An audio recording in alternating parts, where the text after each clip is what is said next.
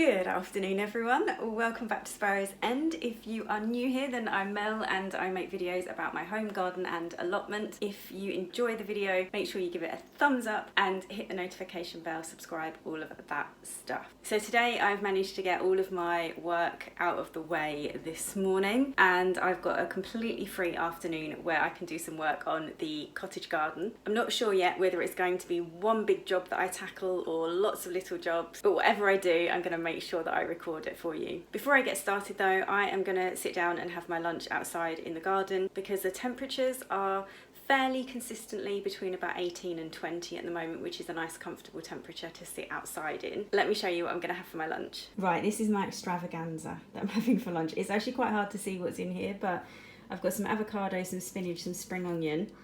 I've got a dressing on there.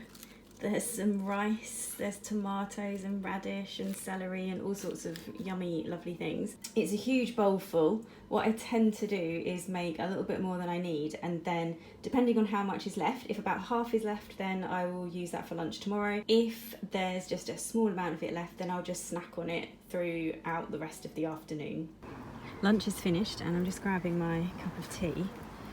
And while my lunch goes down, I'm just gonna try and think about what to prioritise and what to do.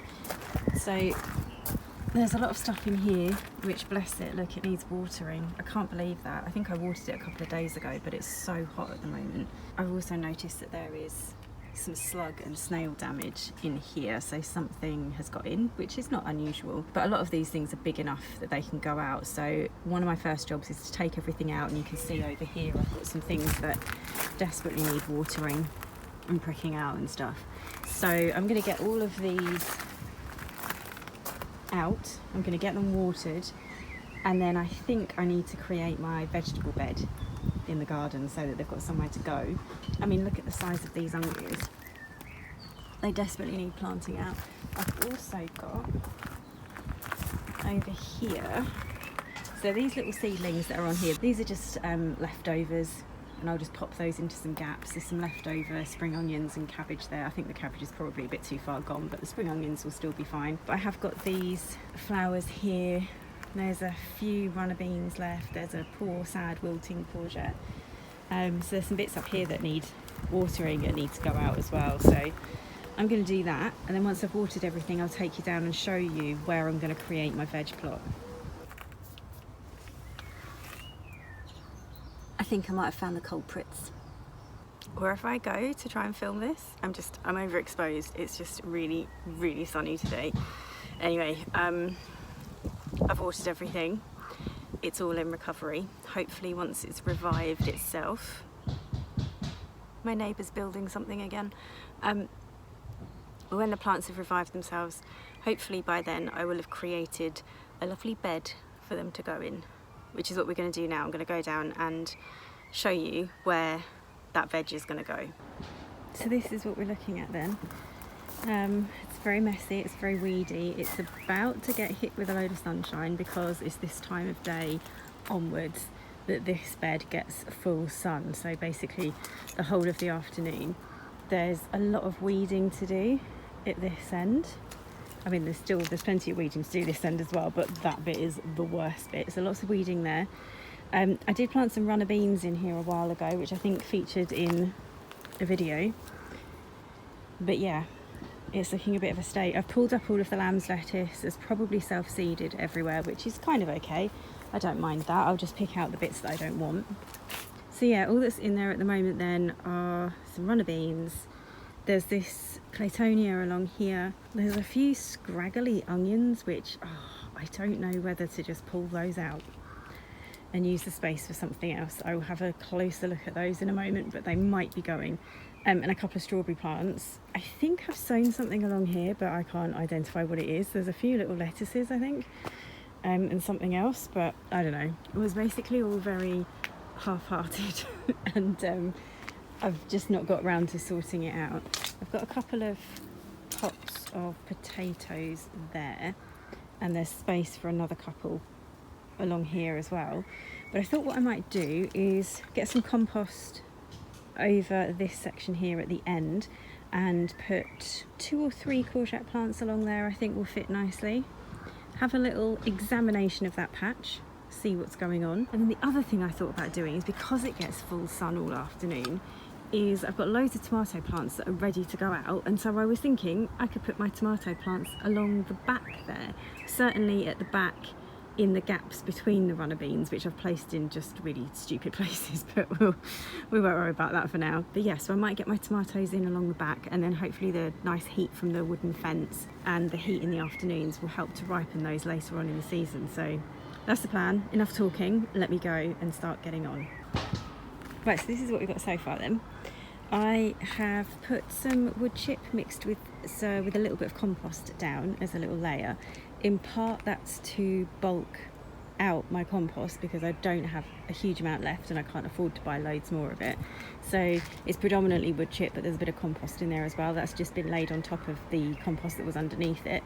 And then I've got fresh compost in these 3 spaces. Now, the space that we've got along here would be much, much better suited to just 2 courgette plants. So it's very much a do as I say, not as I do situation. I'm going to try and squeeze 3 in because I figure if I keep them really well fed and really well watered, I might manage to get kind of 3 nicely in that space there. So I'm going to plant them in, and then what I'm going to add on top is some of this Sparrows mulch.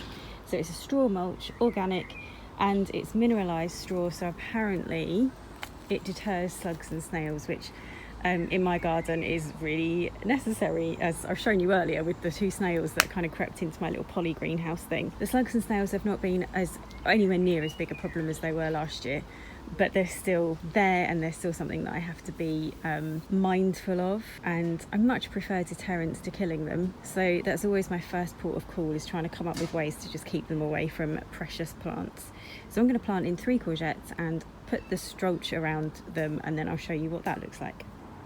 Ta-da! Here's what it looks like. So 3 courgettes, they're looking a little bit sad and limp, in part because, like I said, they've got a little bit dried out. They have been watered, they've been watered here. I watered them as soon as I put them in, and then I put the stroach around them, and then they'll get another watering as well over the top of the stroach. Now this stroach stuff, sorry about the shadow, I can't quite get my angles right today with my filming, but it's an interesting texture. It's finer than I thought it was going to be, but it has created this really thick bed. Plus I've got wood chip under here along with the compost, so I'm hoping it will keep the weeds down, and I'm hoping it will keep the slugs off, and I'm hoping that it's created just a beautiful little bed for my courgettes. So what we've got now is a quick voiceover, just because the building works that my neighbour was doing were just getting a little bit too loud. You can see that I have also now planted out the tomatoes along the back of the bed. I've managed to squeeze in, I think, 2 so far, but I'm planning on putting another 1 or 2 at the back there. I have got to weed the next section. I've also got this bit in the middle because I pulled up the claytonia and I don't really want that there anymore, I've decided. So yeah, I need to figure out what I'm going to sow into that space next. Guys, I've hidden away in the shade. It's so hot. I'm such an idiot really for doing my gardening in the afternoon sun, in the sunniest part of the garden, but so my necklace has got a bit at the back. I think we all suffer from this. The bit at the back of the necklace ends up falling forward. Anyway, yeah, so I'm quite warm, pink of cheek, but I'm actually having a hot cup of tea. So yeah, I'm cooling off in the shade, hiding in it, and I've just ended up completely changing what I was going to do down there. Hopefully I've explained it in a previous clip. So what I'm going to do after my tea is going to have to cool right down. I've got some chamomile and honey tea. I'm going to let that cool right down. I might read my book. I've got a book on the go. It's one of the Henning Mankell Vallanders, actually it's the last one. So I've got that on the go. So I might sit and read for a few minutes, just cool down. And then I've got my tomatoes to take down there, haven't I? And I've got the onions I think I'm going to put down there. And my cabbages really need to go out, but I wanted to put those in at the allotment. So what I might do is hang on another day, and then tomorrow I'm out, Thursday I think I will go to the allotment and sort out a section of a bed over there that I can then put the cabbages in. And then I think I've rescued like enough of the veg. Oh no, I've got cucumbers as well. Oh my goodness. I need to have a think about this, guys. I need to have a think, a really good think. Well, this is as far as I got, and I don't know how impressive this is. Not that I'm doing it to impress anyone, but you know what I mean. So yeah, what have I done? I've put some tomatoes at the back here. I've got one there and one there. And then what I decided to do was to bring a row of tomatoes along here. So I planted another, I think 3 or 4 along there with some pot marigolds and calendula in between, which should be a good companion plant for tomatoes. And then I've used the straw mulch around those runner beans because I've kind of weeded around them. Notice that they have got some aphids, green fly and some white fly as well. So in the next part of the video, which will probably be tomorrow or Thursday, I will talk about how I'm going to deal with that. At the moment I've just kind of squished them off by hand. Then I have this section here. Some seagulls have got a bit lost. We're not coastal here, but you know. Yeah, so there's this section here, this kind of rectangle that I need to decide what I'm going to put in there tomorrow. So I am done for today. And I'm quite tired even from just doing that little bit there because it's been so warm and so sunny, but very lovely. And I'll see you again very soon in the next segment when I get back and get that patch finished. Hello, I am back. It is the next day. It is Wednesday and I've just got back from lunch with my friend and I am about to go back out into the garden, check over everything that I planted yesterday, and hopefully everything has perked up and is not looking quite so sad after it had been transplanted out into the veg patch. And what we're going to plant today, I've got some onions, some like regular onions, and I've got some spring onions that need to go out. I might sow some salad leaf as well, some lettuces, and I've got some cucumbers that need to go out into pots as well. So I think that's what we're going to be doing. I've made myself... oh god, I'm spilling it everywhere.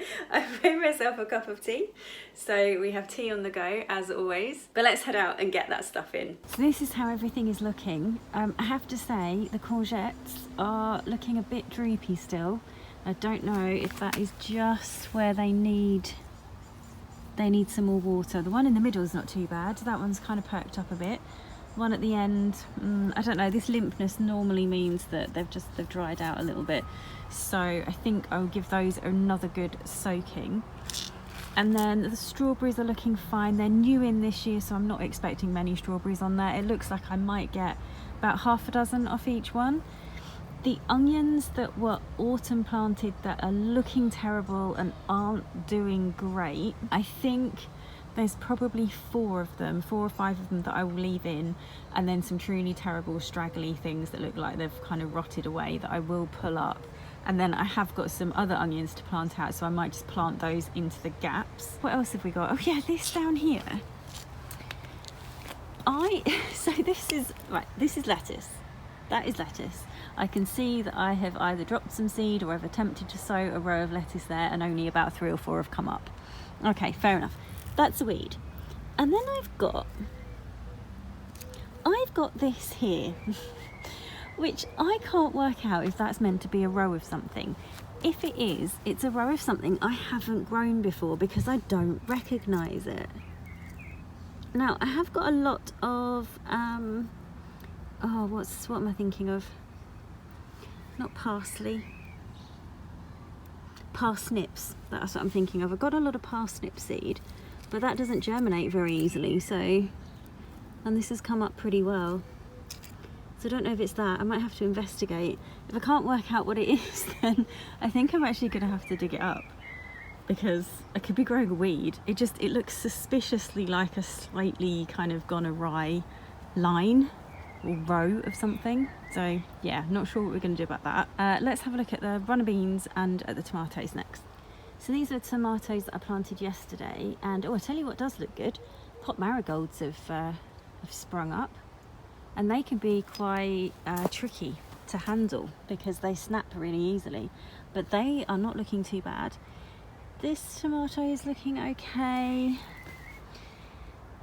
They look fine, a little bit limp. I would say they need another good soaking as well today. And on the runner beans, I noticed yesterday that there are some aphids on there. There was a little bit of white fly and a little bit of green fly, so I might have to tackle that, and that might account for the fact that they're not growing particularly fast as well. Now, my strategy with aphids is to do two things first before I resort to using kind of any sort of intervention. I don't use chemicals, but I will tell you what I use if my first two things fail. So first thing that I tend to do is to go over and try and remove as many aphids by hand as possible, just by squishing them between my thumb and forefinger. When I've done that, I always give the plant a good feed, because it tends to be that, you know, if you've got aphids, they might have caused some damage, and actually improving the condition of the plant will help with that. And then also you tend to find that bugs and diseases steer clear of, or will choose something else if the plant is really, really healthy. So giving the plant a boost also helps to protect it from the aphids. So I'll do those two things first, keep an eye on it. If they come back and they're really bad and I cannot see any natural predators anywhere going for the aphids, which is what you can see sometimes. So for example, if I can see ants crawling up to nibble on them, if I can see, I'm trying to think what else, ladybug larvae sometimes will take care of aphids and bugs and things. If I can't see any natural predators, it's at that point that I will use an organic soap, like an organic liquid soap, in a just mixed with water, and I'll spray that solution onto the affected plant. But I try all of those other things first, because what I find is that quite often something can be naturally corrected with minimal intervention, but I like to have the kind of the organic option there if I get desperate, because I can't afford to lose all of my vegetable plants to aphids and things. I've got a little square patch that I need to sow some seeds into direct, and I'm not quite sure what I'm going to put in there. I've rescued this pile of seeds here, ended up getting wet in a bag that I took to the allotment, so I'm going to sort through all of this lot and see if any of it still looks viable. Have a little look through my tin as well, and try and grab a couple of things that I can just pop into some rows in the patch down the bottom. It's the next day. It's been raining all night. We had a thunderstorm throughout most of the night with some beautiful lightning, some thunder, and I'm a little bit afeared of what we might find when we go and check on my little veg plot that I've created. But let's head outside and yeah, see if it's all survived and see what I managed to get done.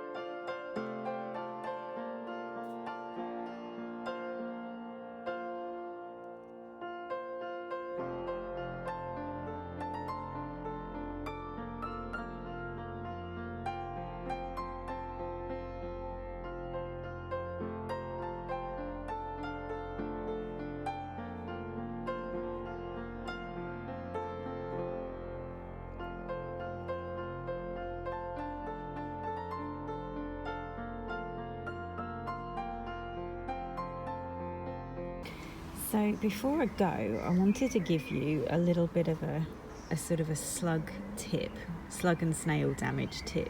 This is one of my cucumber plants, and I pulled it out of the little poly greenhouse the other day. Let's ignore the fact that it needs a good water actually, but I pulled it out of the little poly greenhouse and I kind of thought, oh, there's a snail in there, and you can see where the snail has kind of crawled all over the leaves of this cucumber plant.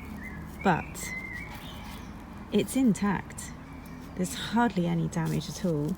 There's a little bit there. I'm not even sure how much of that and that would actually be from the slug or the snail. I'm guessing a snail. I did find a couple of big fat snails in there after I discovered all of these little snail trails on things. And here's my big tip, and it's something that we all know, and that is that patience is a virtue in gardening. If you allow your plants to get to a decent size, this kind of size here, before you plant them out, they naturally stand a much better chance of survival, because slugs will eat old, kind of dead and decaying matter, and also very fresh leaves. Those are the two things that they like to eat. So if you wait to plant out your veg until it is a decent size, sort of almost a foot high in some cases, then you stand a much better chance of it surviving slug damage. So I don't plant out my tomatoes until they're that sort of size.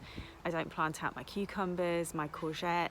I don't put anything from the squash family out, so none of my spaghetti marrows will be going out until they're at least that big. And it's probably the biggest thing that I've learned, and I've learned it from my dad, who always kind of tells me off still, even at the age of 42. He still tells me off because I'm always in such a hurry. I'm in a hurry to sow seeds really early, and I'm always in a hurry to prick out seedlings really early, to pot them on really early, and to plant them out in the garden really early as well. And he's always just telling me, hold your horses, just wait a bit until the plant's in a much bigger and better condition, and then it's much more likely to survive outside. Now that's not to say that that works every single time. Sometimes when you have, like last year, really wet, cold weather over most of the growing period, you're going to lose even some quite big plants. But if you generally stick to a policy of planting out when plants get to a decent size, then it definitely cuts down on the number of plants that you lose to slug and snail damage. And there's loads and loads of other things that you can do as well. I mean, I could do an entire video on how to protect things from slugs and snails. Definitely planting them out when they're this big and the snail is just basically going for a little walk across them rather than eating them all up. That's probably my biggest tip of all. And just like that, the sun has come out and I'm all overexposed. So I think it's time for me to go. Thank you so much for hanging out with me while I build or sort out my veg plot in my little cottage garden. It's lovely to have you here with me while I do it, and I'll see you again in the next video.